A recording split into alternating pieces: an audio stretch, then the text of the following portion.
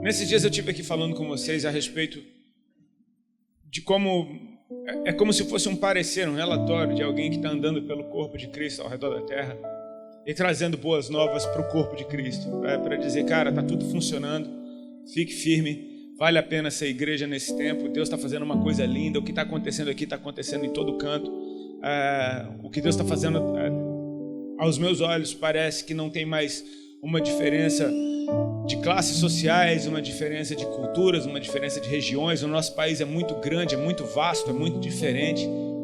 Tem regiões do Brasil que se o pessoal de lá vier falar aqui, você nem entende o que ele está falando, os sotaques são muito diferentes, as realidades são diferentes, mas Deus está fazendo uma coisa muito uniforme. E é muito prazeroso perceber que as pessoas estão se movendo de acordo com aquilo que Ele está fazendo. O que eu queria compartilhar com vocês nessa noite é algo que eu tenho ministrado por onde eu tenho passado, e eu deixei isso para o final porque eu julgo ser o mais relevante daquilo que Deus tem ministrado no meu coração nesses últimos tempos.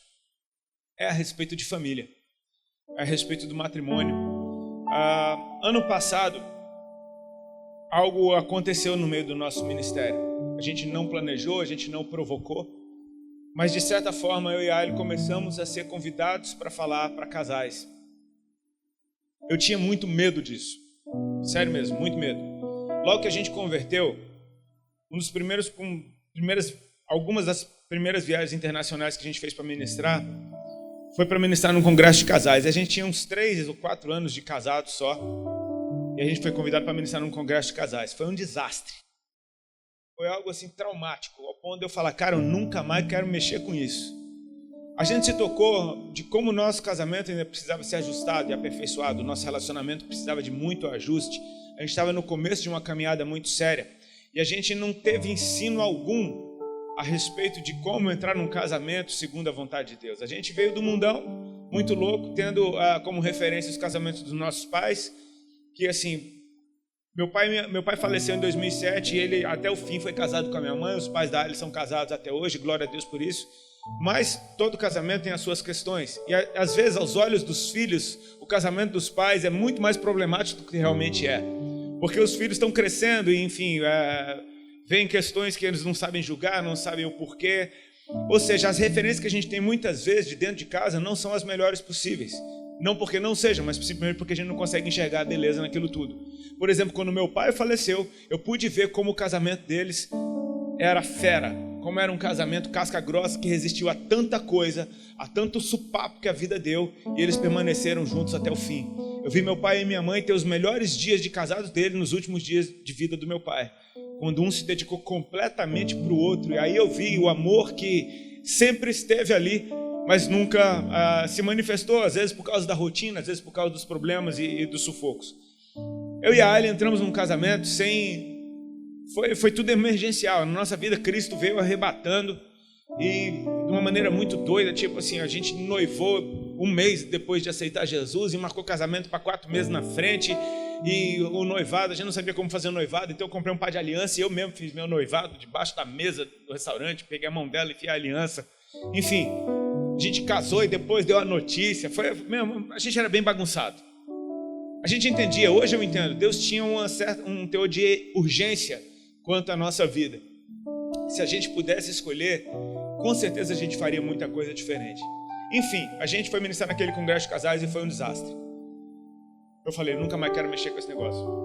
O tempo passou, Deus foi nos ensinando algumas coisas, foi nos colocando em outros níveis, foi nos colocando em outros lugares e nos fez aprender muita coisa. Até que no ano passado, a gente começou a receber convite para ministrar para casais. Eu me lembro que no primeiro desse, eu falei, cara, tem certeza? Será que a gente vai? Eu tinha medo. E foi muito legal. E aí depois a gente recebeu um outro convite para falar para casais de novo. E dessa vez os dois juntos, com microfones na mão. Cada um com microfone. E eu e a Ali, assim, a gente é uma figura, porque a gente se atropela o tempo inteiro. Ela tá falando, eu quero me meter na conversa dela, ela se mete na minha conversa, então fica uma bagunça danada. Mas é assim que é a nossa vida. O nosso dia a dia é assim, a gente se entende desse jeito. E foi muito legal também. Até que aconteceu um acidente no percurso que, ano passado, eu estava com a turnê Fornalha, em Dunamis, e elas encerrava num congresso de mulheres. E eu estava me sentindo já intimidado, porque eu era o único homem naquele set. Tinha a Aline Conan, que é uma americana muito legal, o louvor dela é maravilhoso. Tinha a Zoe Lilly, que também é um doce. E tinha eu no meio daquelas mulheres. A turnê já era muito feminina e de repente tinha eu. E a turnê ainda ia terminar num congresso de mulheres. Eu estava pensando, o que eu vou cantar no meio dessa mulherada? Minha música é mó berraria, como é que eu vou, enfim, será que elas vão se mover? Acabou que foi legal, só que o mais louco é que, tipo assim, quem estava organizando chegou para mim antes de eu subir no altar e falou, cara, é o seguinte, é o pregador, eu acho que ele não vai dar tempo dele chegar. Você prega? Aí eu falei, meu Deus, vou pregar num congresso de mulheres. E foi legal pra caramba. Ou seja, Deus foi rompendo alguns medos. Eu estou falando dessas coisas que Deus foi fazendo em mim, porque eu entendo que eu não sou a última cocada, amém? Eu não sou o último biscoito do pacote, eu não sou a última Coca-Cola do deserto.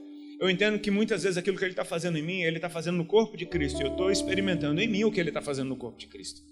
Deus está falando a respeito de família, Deus está falando a respeito de casamento, Deus está falando a respeito de você ser um bom solteiro para que você seja um bom casado.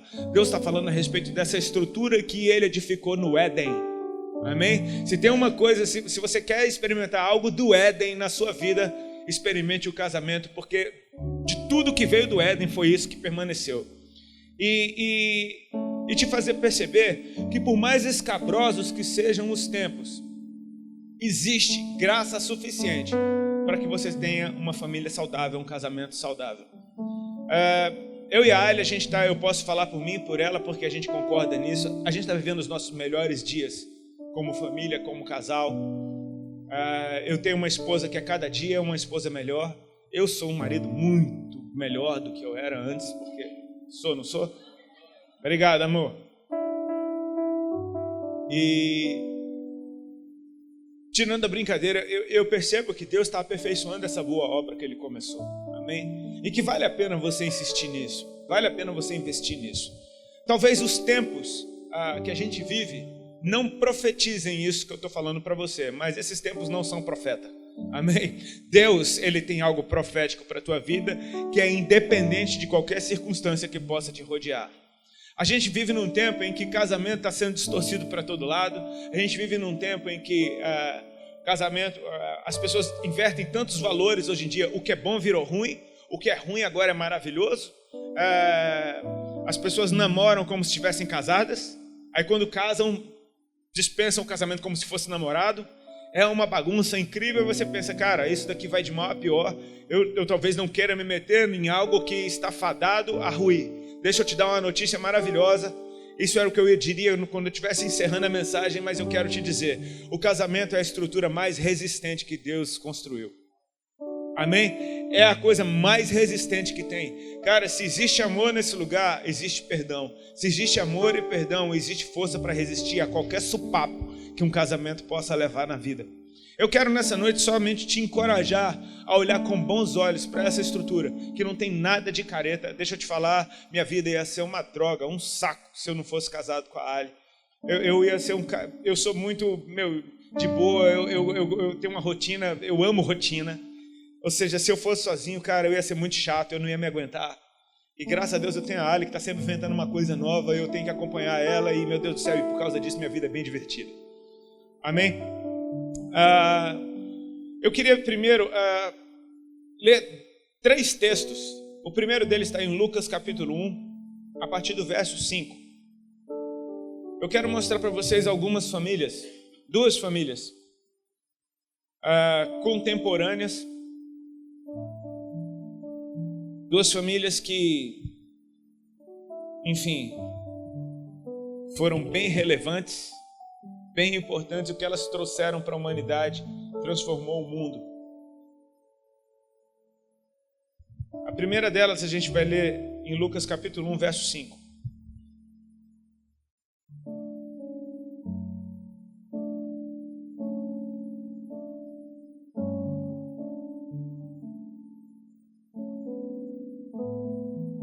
Lucas 1, verso 5 diz assim: No tempo de Herodes, rei da Judéia, havia um sacerdote chamado Zacarias que pertencia ao grupo sacerdotal de Abias. Isabel, sua mulher, também era descendente de Arão. Ambos eram justos aos olhos de Deus, obedecendo de modo irrepreensível a todos os mandamentos e preceitos do Senhor. Mas eles não tinham filhos, porque Isabel era estéril e ambos eram de idade avançada. Para não fazer dessa história muito longa, pula direto para o verso 26, a gente vai ler a respeito da outra família.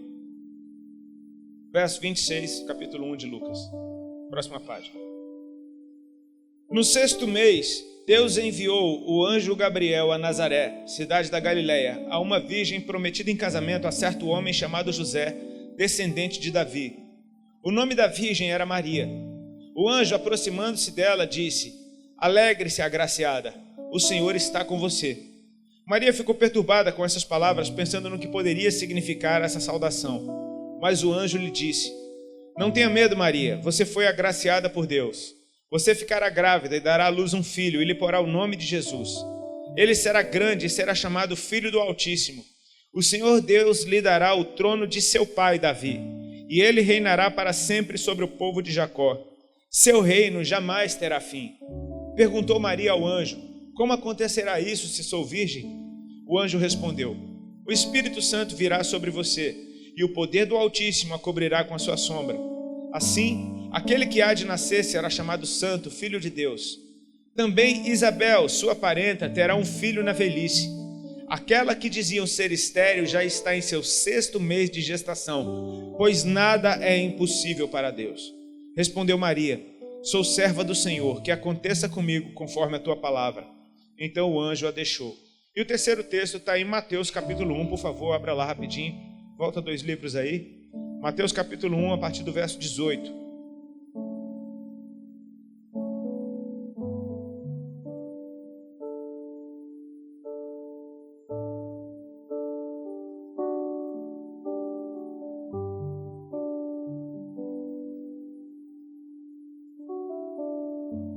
Mateus capítulo 1, verso 18. Foi assim o nascimento de Jesus Cristo. Maria, sua mãe, estava prometida em casamento a José, mas antes que se unissem, achou-se grávida pelo Espírito Santo. Por ser José, seu marido, um homem justo, e não querendo expô-la à desonra pública, pretendia anular o casamento secretamente. Mas depois de ter pensado nisso, apareceu-lhe um anjo do Senhor em sonho e disse: José, filho de Davi, não tema receber Maria como sua esposa, pois o que nela foi gerado procede do Espírito Santo. Ela dará à luz um filho, e você deverá dar-lhe o nome de Jesus, porque ele salvará o seu povo dos seus pecados. Tudo isso aconteceu para que se cumprisse o que o Senhor dissera pelo profeta: a virgem ficará grávida e dará à luz um filho, e o chamarão Emanuel, que significa Deus conosco. Ao acordar, José fez o que o anjo do Senhor lhe tinha ordenado e recebeu Maria como sua esposa. Mas não teve relações com ela enquanto ela não deu à luz um filho. E ele lhe pôs o nome de Jesus. Glória a Deus. Amém? A gente leu aqui a respeito de 2 famílias. A família de Zacarias e Isabel e a família de José e Maria.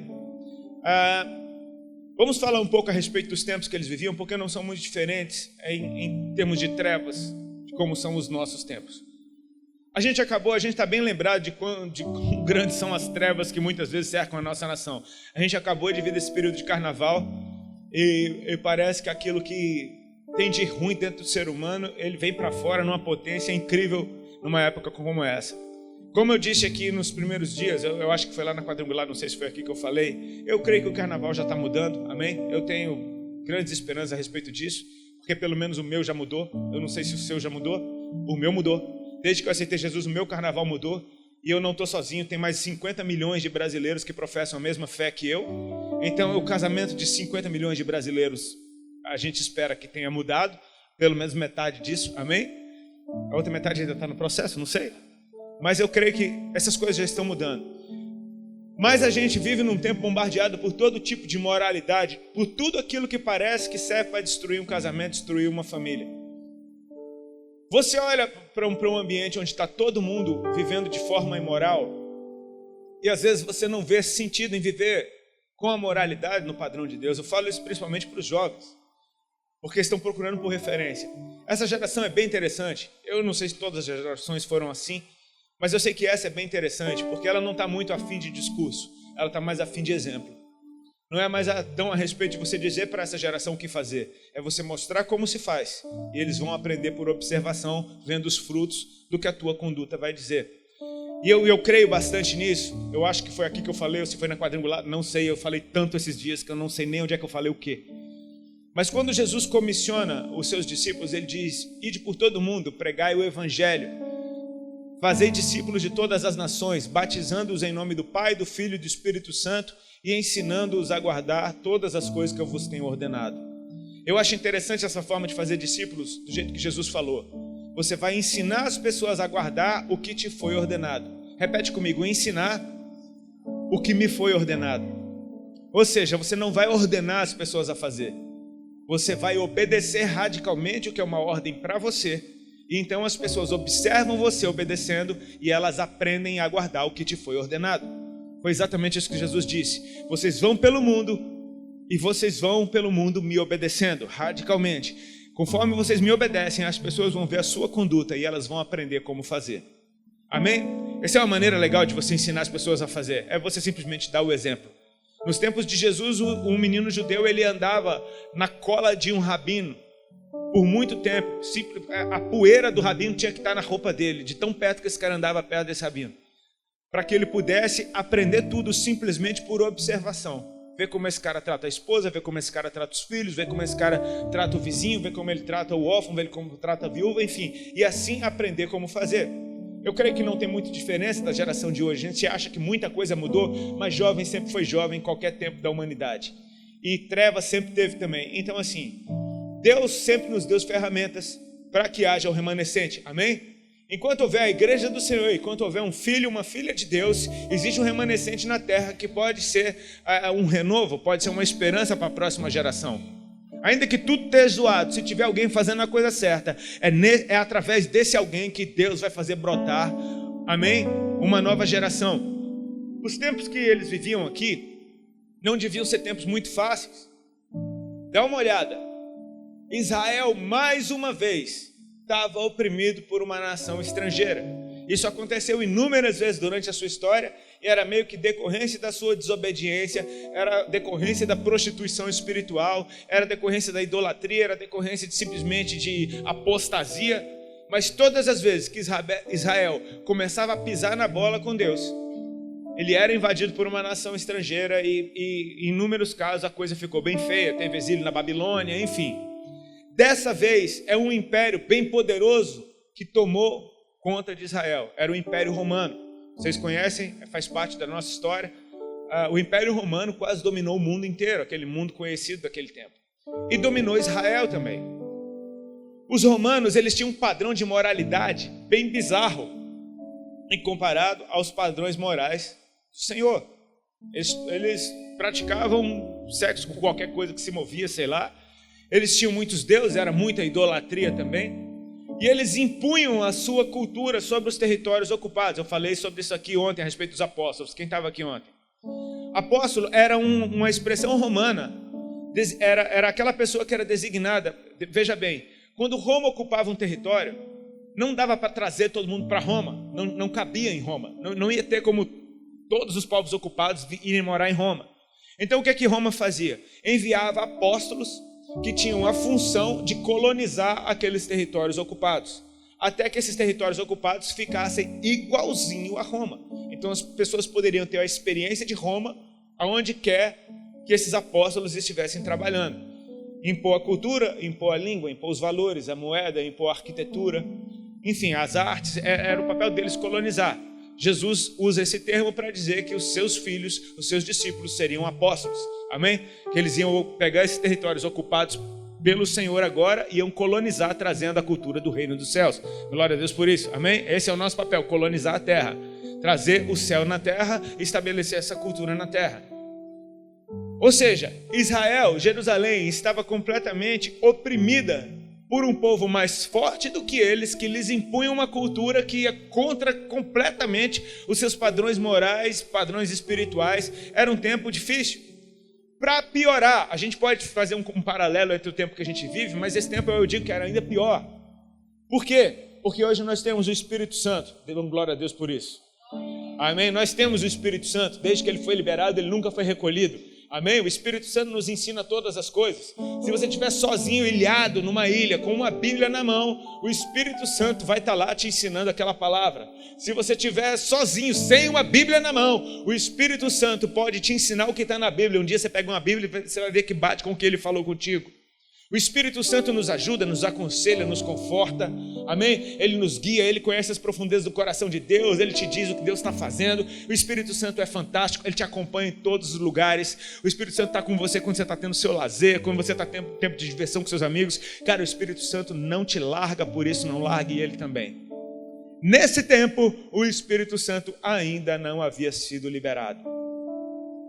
E para piorar, segundo os teólogos, havia um silêncio profético de mais ou menos 400 anos.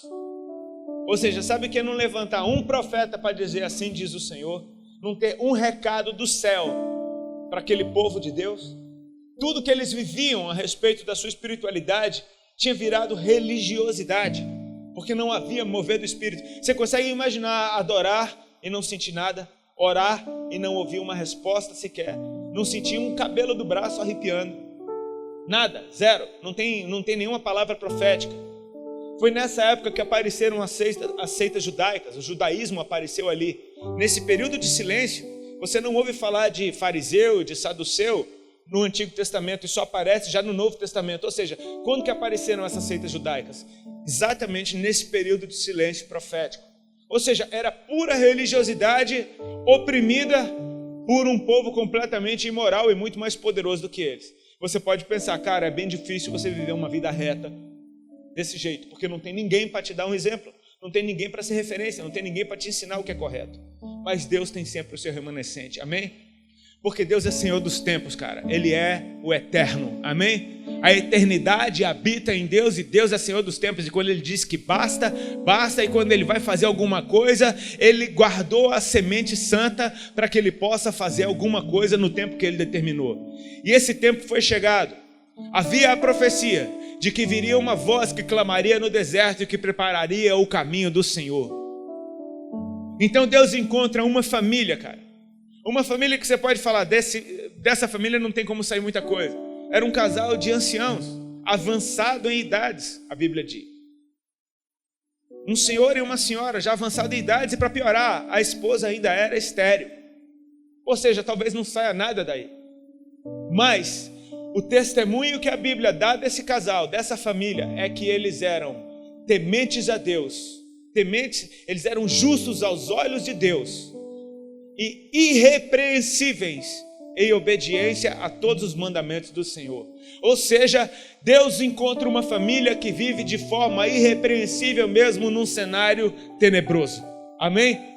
Deus está olhando para uma família, Ele não olhou para uma igreja, Ele não olhou para uma instituição que homens criaram, Ele não olhou para uma seita, Ele não olhou para a religiosidade, Ele olhou para uma família que vivia de forma irrepreensível e com certeza o testemunho que davam deles era exatamente esse mesmo. Alguém que pode servir como exemplo, alguém que Deus pode pegar, iluminar e apontar para todo mundo. Olhem para eles. Esses eram Zacarias e Isabel. Zacarias era um sacerdote e ele entrou no templo para ministrar ao Senhor, porque eram os dias da sua ministração. E de repente naquele lugar era mais um dia comum em que ele ia fazer o que ele tinha que fazer. Aparece o anjo Gabriel, cara.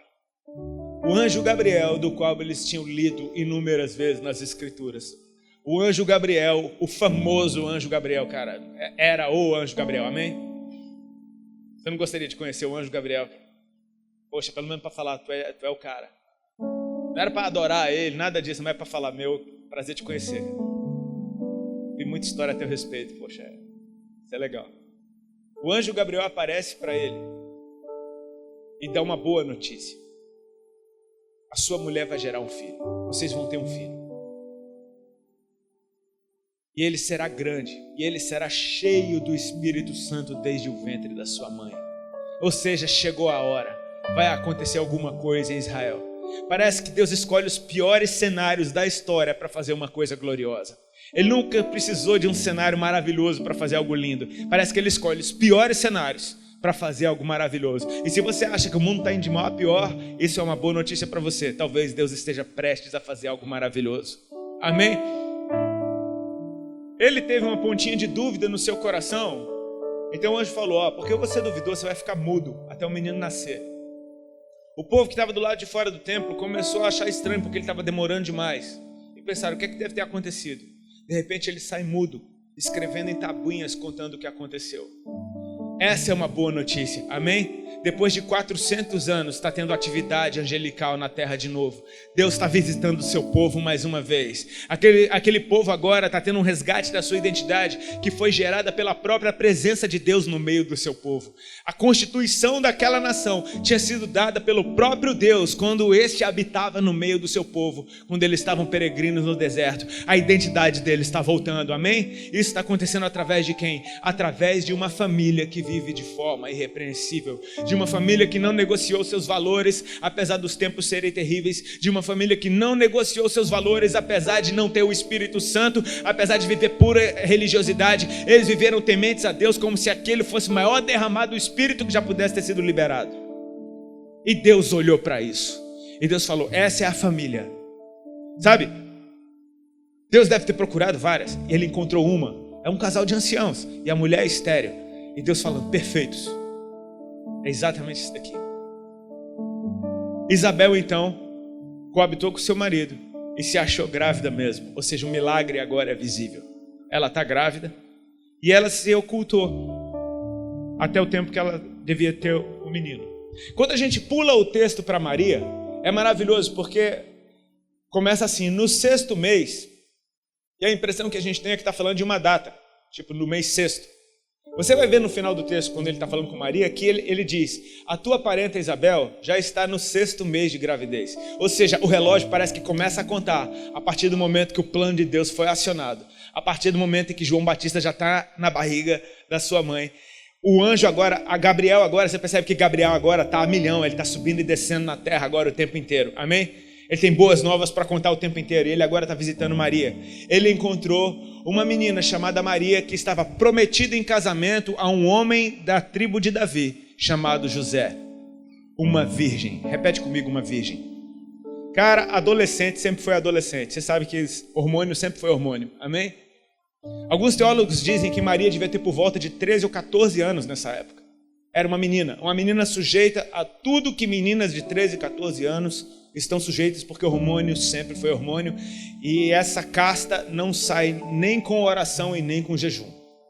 Eles se manifestam e eles são aquilo mesmo, você tem que aprender a lidar. No meio de um cenário escabroso, traga isso profeticamente para os nossos dias. É possível encontrar uma virgem pura, uma virgem pura que leva as coisas a sério, uma virgem pura que está comprometida com algo que está vindo, uma virgem que está se guardando para algo muito maior do que a vida dela, e a resposta é sim. Ela tinha uma parente chamada Isabel, e com certeza o estilo de vida de Isabel profetizava sobre a próxima geração. Ela com certeza sabia que a sua parenta Isabel tinha um estilo de vida irrepreensível, ou seja, aquela jovem tinha uma família em quem se espelhar. Enquanto houver uma família vivendo de forma irrepreensível, outras famílias podem se espelhar nela.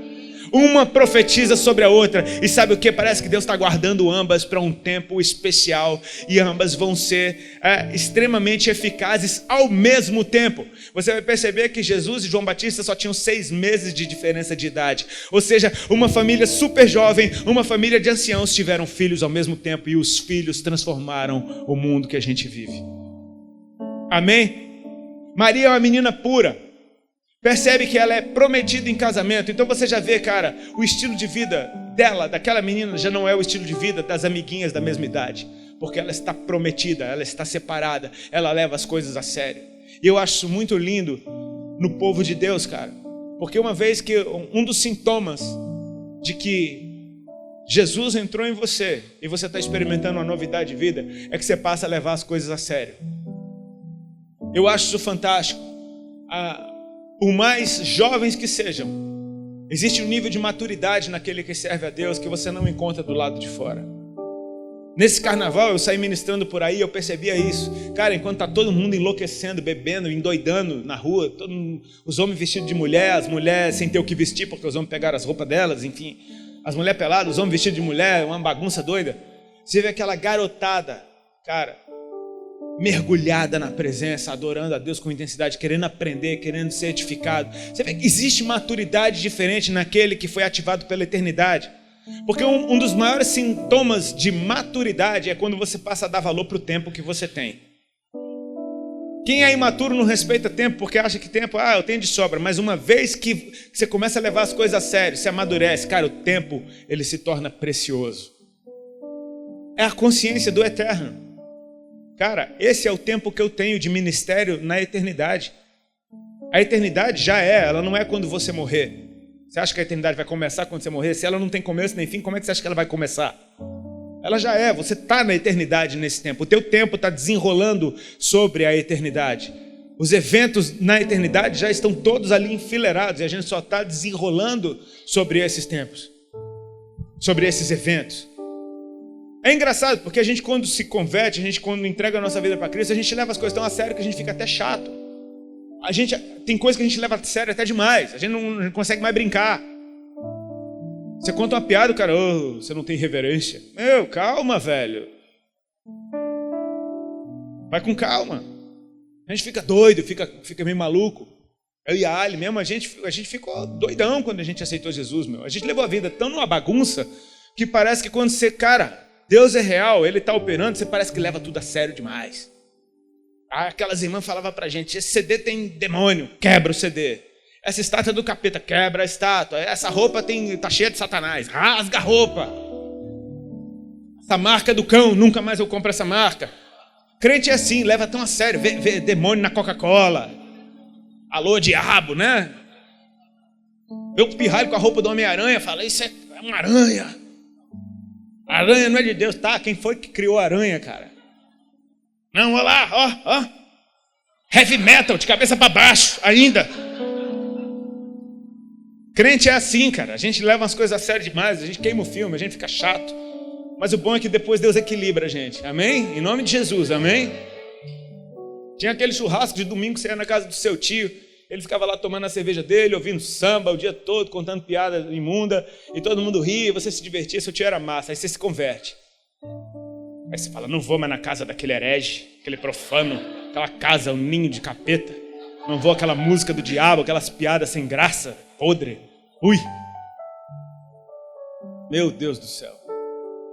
Aí quando você amadurece, você vai na casa do seu tio cheio de amor, abraça ele, profetiza na vida dele. E você vai amar tanto as pessoas que eles vão falar, cara, o que é que você tem que eu quero também? Equilíbrio. Mas é engraçado, a gente leva tudo a sério demais. Eu vou te falar, isso é legal, cara.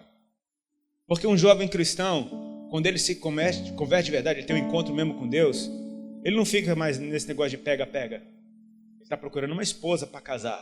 Ele não está procurando uma namoradinha para passar um tempo. A menina, quando ela começa a namorar, por mais jovem que ela seja, por mais jovem que o carinha seja, ela está pensando, será que esse cara vai ser homem quando crescer? Será que ele vai ser um bom marido para mim? Porque a gente começa a levar as coisas mais a sério, você está olhando lá na frente. E isso é muito lindo, sabe? Deus encontrou uma menina, cara, que levava as coisas a sério porque ela já estava prometida em casamento. Ou seja, você vai casar, filha. Ou seja, ela já está olhando para o futuro dela. Deus encontrou uma menina que vivia de forma irrepreensível. E o anjo diz, você achou graça diante de Deus. Tem uma notícia boa para te dar. Deus recompensa aquilo que você faz no secreto. O teu estilo de vida no secreto, Deus está olhando, cara, porque Ele é o Deus do secreto.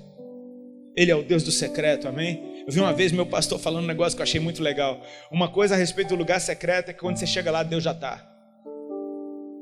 Eu achei isso muito legal. A Bíblia diz, quando Jesus fala a respeito de oração, Ele fala, quando você for orar, não faz que nem os fariseus que ficam falando alto para ser visto, não. Entra no teu quarto, fecha a porta, e o teu Deus que está em secreto te ouvirá. Ele já está lá. Quando você chega, Ele já está. Parece que é Ele que te atraiu para o lugar onde Ele está. E se você tem um estilo de vida irrepreensível diante do Senhor, com certeza isso está diante dos homens também. Não faça para os homens, o que ele fala a respeito de oração ali, não faça para parecer justo para os homens, faça para que Deus veja a justiça que há em você. Amém? Porque Ele conhece o nosso coração. O anjo aparece para essa menina e dá uma notícia para ela maravilhosa. Cara, você vai ficar grávida. Você vai gerar um filho para Deus. Ele será grande, ele será chamado Filho do Altíssimo. E ela está assim, como vai ser isso? Se eu nunca tive relação com homem algum. Você percebe a pureza dessa menina? Por mais que ela fosse ligada em tudo, ela era pura. Ou seja, para você não ser um alienado, você não tem que ficar sabendo de coisas que ainda não é o tempo de você saber. Entendeu o recado? Sem ter que falar muito. Ela nem sabia como fazer esse negócio. Percebe? Ela se guardou, ela se preservou, cara. O estilo de vida que ela está vivendo aponta para um futuro e não para as tentações desse tempo. E o anjo diz para ela, cara, isso não vai ser nada invasivo. O Espírito Santo vai vir sobre você. E o poder do Altíssimo te cobrirá com a sua sombra. Então você gerará o filho para Deus. E agora eu amo a atitude dessa guria, cara. Porque ela diz assim, ó, sou serva do Senhor. Que aconteça comigo conforme a tua palavra. Cara, olha a atitude dessa guriazinha. Ela está falando, eu sou serva do Senhor, a minha vida serve para isso e é isso que eu quero ser. Cumpra em mim conforme a tua palavra. Agora, o louco é isso. Sabe o que significava uma menina aparecer grávida antes do casamento naquele tempo? Era pena de morte, cara. Ela estava topando aceitar esse plano de Deus, sabendo que agora ela estava correndo risco de vida. Ela está dizendo, o teu plano é maior do que a minha vida. Eu estou disposta a morrer para mim mesmo, para gerar aquilo que é o teu sonho, Senhor. Será que Deus encontra alguém nesse tempo com um coração como esse? Alguém disposto a dizer não para si, para que Deus possa fazer algo que vá abalar completamente o mundo. Essa menina é fantástica e eu sou doido por ela. Mas deixa eu te dizer uma coisa, eu sou mais fã do José, cara. O José, meu irmão, o povo não dá muito valor para o José, acha que o José era um coadjuvante. Acha que José, se ganhasse um Oscar, ia ser de ator coadjuvante, José. O povo não dá valor porque Zé, não sei qual é. Eu sou fã do José, eu poderia ser presidente do fã-clube do José. Vou te dizer um negócio, o José foi tão escolhido por Deus quanto Maria. Porque quando Deus olhou para ela, ela já estava prometida em casamento para ele. Deus não escolheu dar um filho para uma menina solteira. Deus escolheu dar um filho para uma família que viria a ser. Essa menina tinha que ser virgem, então ela estava prometida em casamento a um cara. Ainda não aconteceu, mas vai acontecer. Deus está dando um filho para uma família. Amém? José está tão na história quanto Maria, cara. Dê valor para José. Percebe que quando fala no texto lá com Maria, diz, ela já estava prometida em casamento a um homem descendente de Davi, chamado José. Você sabe que Jesus é da descendência de Davi, pela linhagem de quem? De José. Ou seja, Deus honrou e muito a paternidade de José na vida de Jesus. Amém?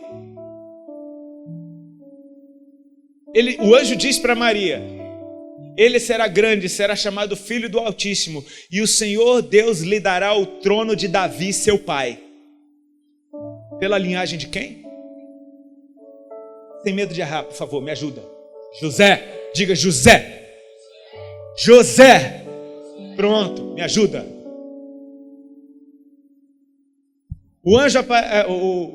José agora está com a bucha na mão. Quando aparece ali em Mateus a história dele, diz, o nascimento de Jesus foi assim. Maria, sua mãe, estava prometida em casamento a José, mas antes que se unissem, achou-se grávida pelo Espírito Santo. Imagina ela contando para José, amor, tem uma notícia muito legal para te dar. Ele diz, minha amada, minha virgem, minha pura, estou grávida. Mas fique tranquilo, é de Deus. Mano, quem é que engole uma história dessa, cara? Nem José. Não tem como. Não tem como. Ah, tá grávida? É do Espírito Santo, entendi. É bem assim que acontece mesmo. Acontece direto isso daí. A família tem uma história dessa também. Agora, olha o que a Bíblia fala de José. Sendo José um homem justo, uau! Existe um homem justo num tempo como esse? Cara, tá demais esse tempo. Tem uma família vivendo de forma irrepreensível por anos a fio, mesmo sem ter filhos, porque naquele tempo uma família sem filhos era considerada tipo uma maldição. Uma mulher que era estéril era considerada uma maldição. E eles são fiéis a Deus, mesmo num cenário como esse? Existe. Existe uma jovem pura nesse tempo? Existe. Existe um homem justo nesse tempo? Existe, cara. Sendo José um homem justo e não querendo expô-la à desonra pública. Como assim? A lógica diz que ela aprontou contigo. E você está protegendo ela. Olha o coração de José, cara. Ele está disposto a proteger a menina que talvez tenha aprontado com ele. Ele está disposto a assumir o BO por aquele fracasso. Ele está disposto a ele anular o casamento em secreto.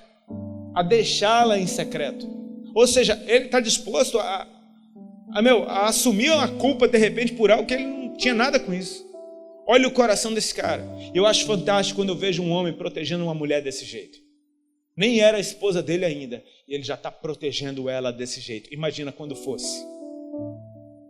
Amém? Imagina quando fosse. Ele planejava deixar ela em secreto. Enquanto ele pensava nessas coisas, o anjo Gabriel, suado já de tanto vir na terra, aparece para José também. E olha como ele honra José. Ele fala: José, filho de Davi. Uou, chamou ele pela linhagem real. Você é nobre, cara. Você é nobre.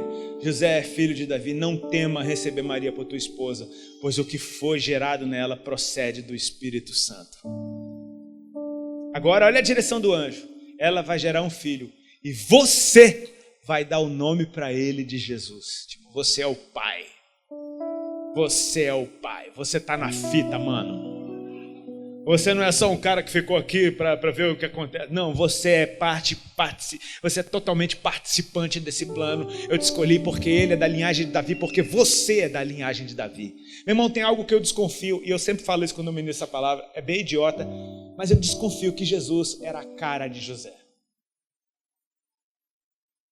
Eu desconfio que ele era a cara de José. Que tipo assim, porque olha só, Deus é lindo, você concorda comigo? Deus é lindo, e Jesus é o Filho de Deus, amém? Mas diz a Bíblia que Jesus não tinha parecer nem formosura. A cara de alguém, ele era. Amém?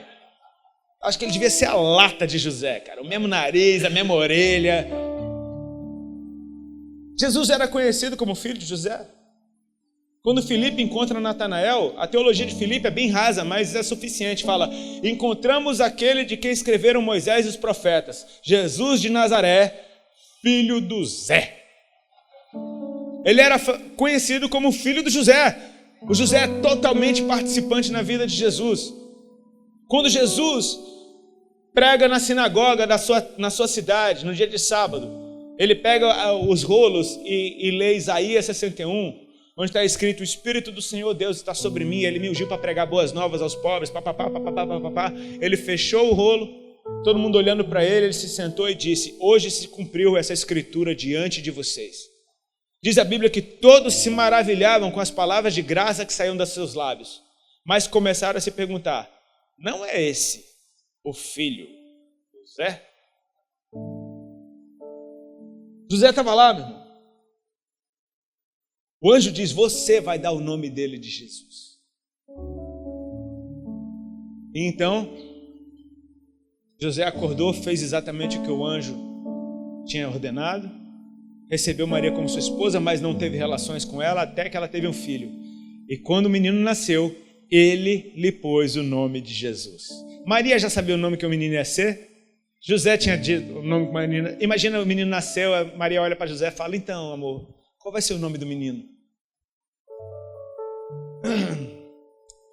Jesus fica bom, não? Tipo, imagina. O nome dele é Jesus. Foi José que deu. Claro que foi Deus que deu, mas Deus falou: você vai dar o nome de Jesus. José está ali exercendo paternidade sobre a vida de Jesus. Às vezes a gente tem uma visão muito católica da coisa e acha que Jesus só era filho de Maria. Irmão, ele era filho de José e de Maria. Amém? Deus deu esse menino para uma família. E você percebe que assim, muito mais legal do que o casamento irrepreensível dessas duas famílias foi o que elas geraram. por estarem posicionadas diante de Deus, mesmo num cenário escabroso, elas geraram, uma gerou João Batista, a outra gerou Jesus, cara. Amém? E eles transformaram o mundo. Deus precisa de gente irrepreensível. E Ele tem. O desejo de ser santo não sai do seu coração, sai do coração dele. Às vezes, ainda que não tenha palavra profética, que não tenha Espírito Santo, como naquele tempo não tinha, ainda que esteja tudo em trevas, Deus encontra corações que estão dispostos a se mover de acordo com o coração dele.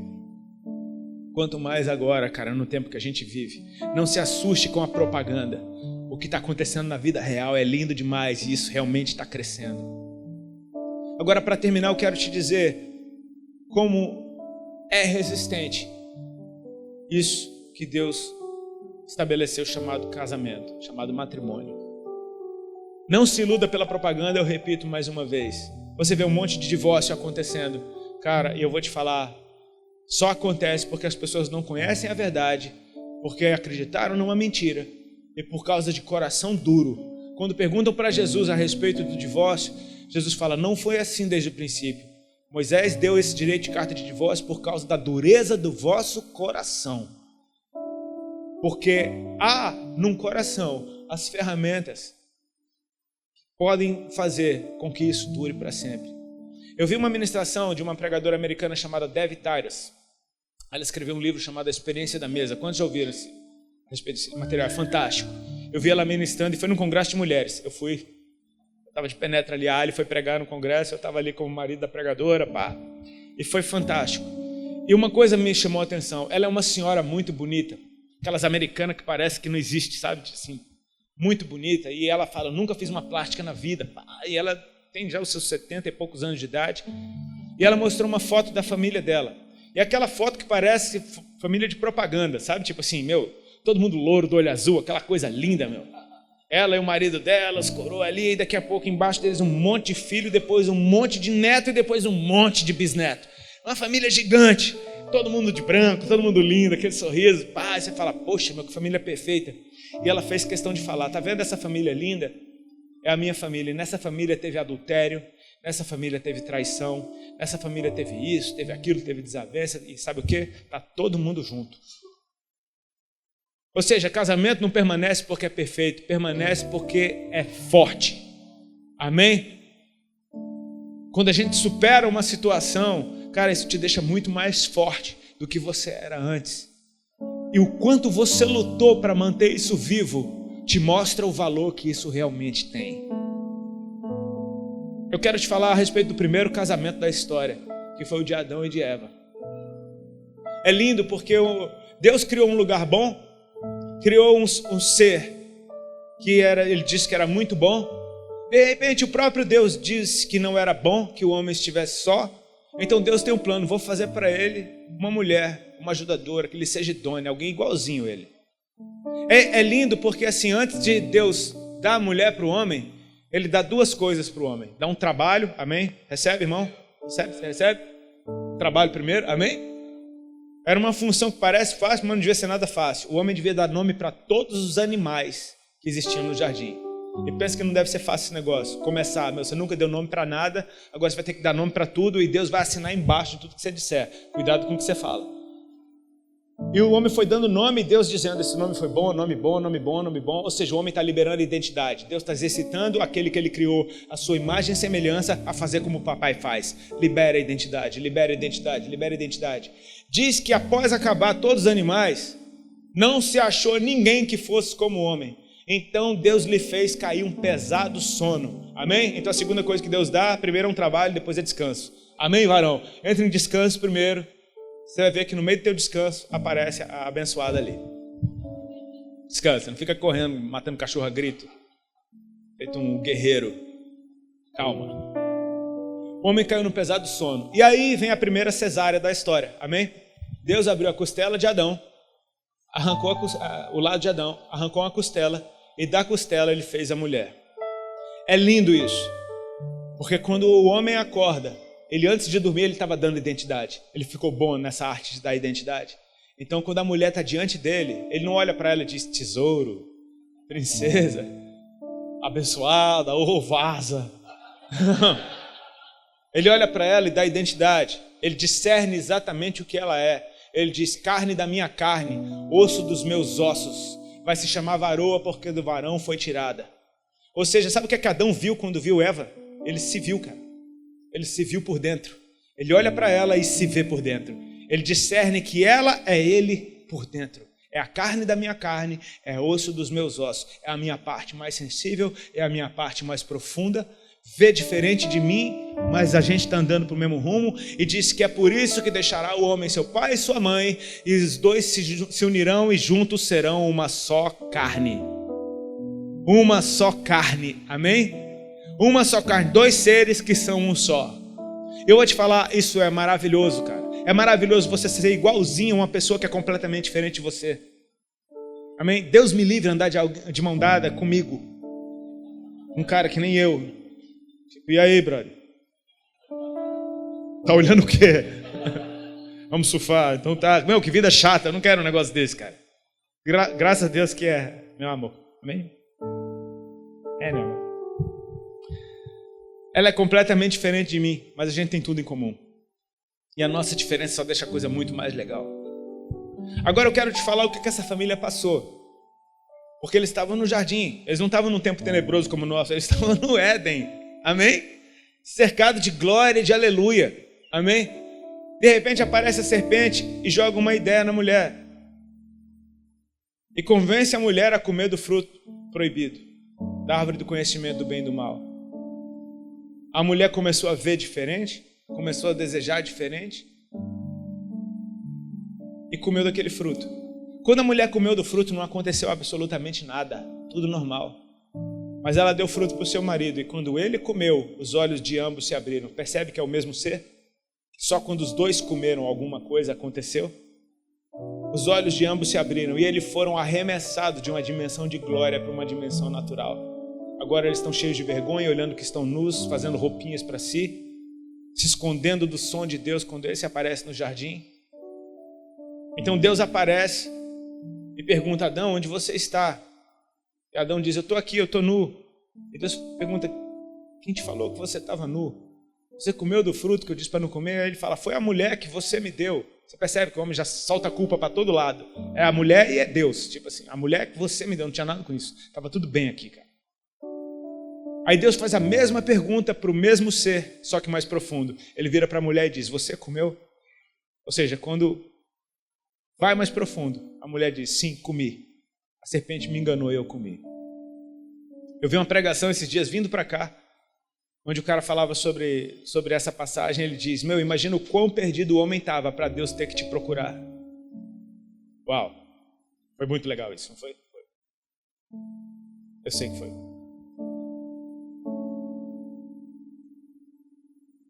Eu sei que Deus então dá pesados decretos para a serpente, pesados decretos para a mulher, pesados decretos para o homem. Diz para a mulher: com dor agora você vai dar à luz, o seu prazer vai ser para o seu marido. Diz para o homem: agora a terra vai produzir espinhos por tua causa, com o suor do teu rosto você vai comer do seu pão. Ou seja, não ficou nada fácil para eles, e para piorar foram expulsos do jardim. Não me entenda mal, o expulso do jardim é amor, amém? Deus tirou o homem de perto da árvore da vida. A árvore da vida estava lá e Deus falou: agora o homem é como um de nós, conhecedor do bem e do mal. Tiremo-lo, pois, do jardim para que ele não coma da árvore da vida e viva eternamente. Sendo que essa árvore estava liberada a comer. Por que Deus tira? É bem simples. O homem agora está em pecado. Já imaginou o que aconteceria se o homem comesse da árvore da vida em pecado? Ele ia ficar eternamente em pecado. Deus protege o homem tirando ele de perto da árvore da vida. Foi amor purinho. Manda o homem embora. Vai ter um plano lá na frente chamado Jesus. Ele vai mudar a nossa condição. Em Apocalipse está escrito: bem-aventurados aqueles que lavam as suas vestes no sangue do Cordeiro, para que tenham direito à árvore da vida. Ou seja, ele vai mudar a tua condição. Ele muda a nossa condição para que a gente possa viver eternamente numa condição de justo, de justificado.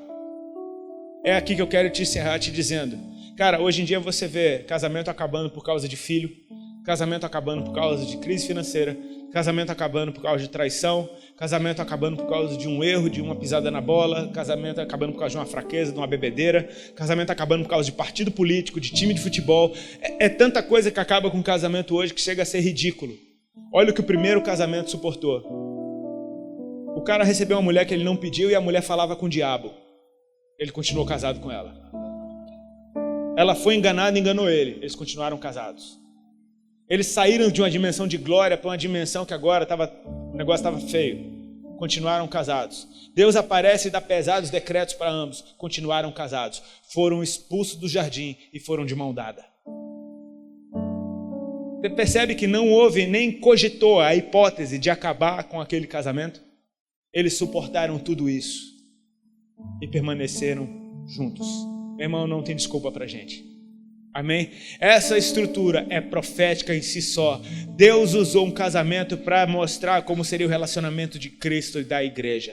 Ele é o noivo, a igreja é a noiva. Vai ter a ceia das bodas do Cordeiro, amém? O casamento do Cordeiro. Ele está falando, maridos, amai as suas esposas como Cristo amou a sua igreja, amém? O casamento profetiza Cristo para o mundo. E vale a pena você entrar nessa. Porque isso te leva para um outro nível de autoridade que você não faz ideia. Eu queria orar com vocês. Por favor, se coloque de pé, a gente vai estar orando.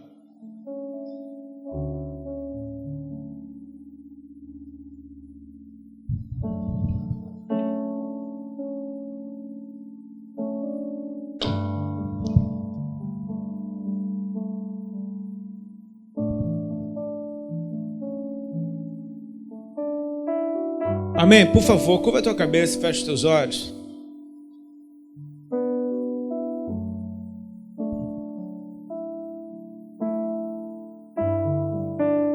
Eu creio que é da vontade de Deus que você seja, não simplesmente que você tenha uma família abençoada, mas que você seja uma família abençoada. Que você cumpra muito bem o seu papel dentro da sua casa. E que você viva os melhores dias do lado da pessoa que Deus colocou para você. Entendendo que esse é um presente dele. Que ele olhou para você e encontrou um jeito de melhorar quem você é. Foi te dando quem está contigo. Sim, muitas vezes a gente vai ter que aparar as arestas. A gente vai discutir, mas a gente vai chegar num ponto em comum. Sim, vai ter o dia que um está mais fraco que o outro. Nessa hora, aquele que está forte fortalece o que está fraco. E um vai cuidar do outro, e juntos nós vamos ter uma história de vitória, cara.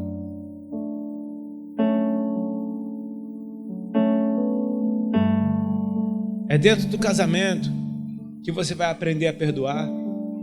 E que você vai aprender como é bom ser perdoado.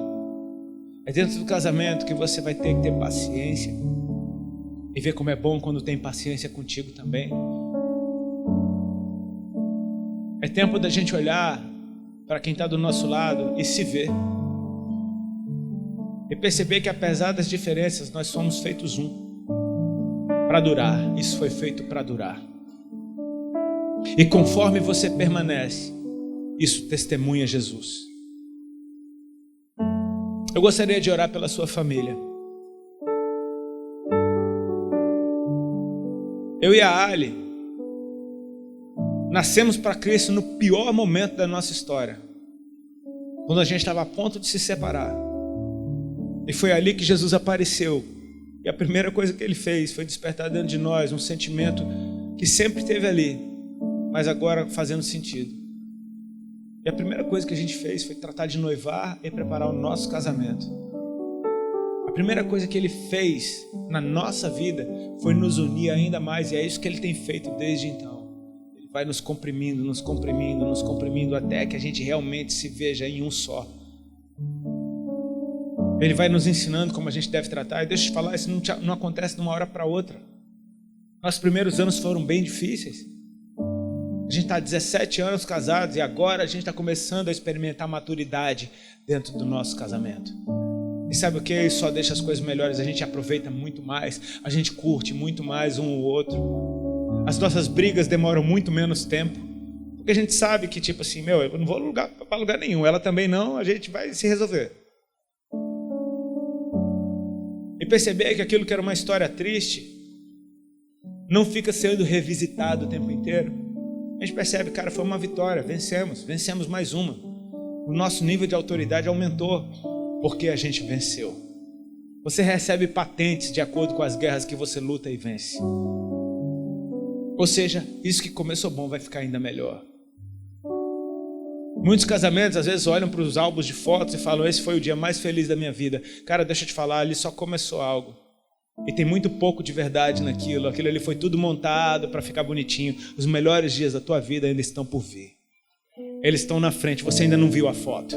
Você não faz ideia de como é linda a foto dos melhores dias da tua vida. Vale a pena investir nisso. Ainda que o mundo todo pregue o contrário, você já não é mais do mundo, cara. Jesus disse que você não é mais do mundo. Você está aqui, mas não é mais daqui. Seus valores já não são mais esses. Nós somos feitos para durar. Muitas às vezes se desesperam e falam: olha o que estão fazendo com o casamento. Essas leis loucas, distorcendo. Fica tranquilo, nunca vão acabar com o casamento. Nunca acabaram, nunca vão acabar. Não conseguem. Sabe por quê? Porque não existe outra coisa que funcione. Vai chegar um tempo que vão perceber: realmente não dá certo. Então vamos voltar para o old school. Volta para o casamento da moda antiga. Eu lembro quando eu e a Ali casou, a gente foi escolher a aliança. Eu escolhi, né? Mas depois, quando a gente escolheu as nossas alianças, a gente escolheu as mais grossas que a gente podia pagar. A gente pensava: casamento de coroa, pensa nos coroas. Os coroas tem umas patacas de umas alianças, tipo assim, meu irmão, não é para ficar escondidinha não, é para, tipo assim, você coça a cara e brilha de longe. Sabe, a gente estava olhando para o futuro, isso é feito para durar, cara. Eu quero abençoar a tua família, amém? Em nome de Jesus, porque eu creio que Ele abençoa isso sim. Curva a tua cabeça e fecha seus olhos. Entenda bem, isso é para os solteiros também.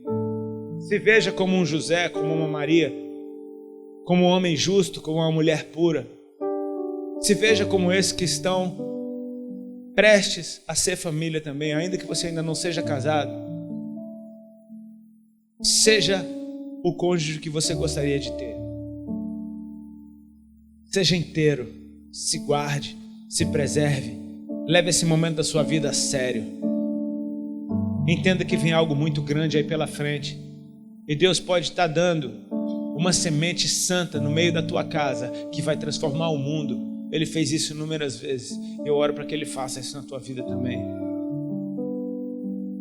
Pai, em nome de Jesus, eu oro para que o Senhor derrame do teu óleo santo sobre essas famílias aqui representadas. E dê a eles a habilidade sobrenatural do amor e do perdão, para que eles possam permanecer firmes e íntegros até o fim. Eu oro pelos melhores dias de suas vidas logo ali à frente. E depois desses, outros ainda melhores. Pai, eu te peço que o Senhor venha agora com a tua verdade estabelecida antes da fundação do mundo, destruindo toda a armadilha do diabo e toda a mentira que foi edificada sobre essas famílias. Eu oro para que, assim como o Senhor fez com José, ele estava planejando terminar com aquilo tudo e o anjo interveio. Eu oro para que o Senhor venha intervir agora se há alguma família planejando se separar. Eu oro para que o Senhor dê a eles uma experiência sobrenatural que faça com que eles fiquem mais juntos do que nunca. Pai, eu oro para que o Senhor humilhe Satanás mais uma vez, simplesmente os fazendo permanecer.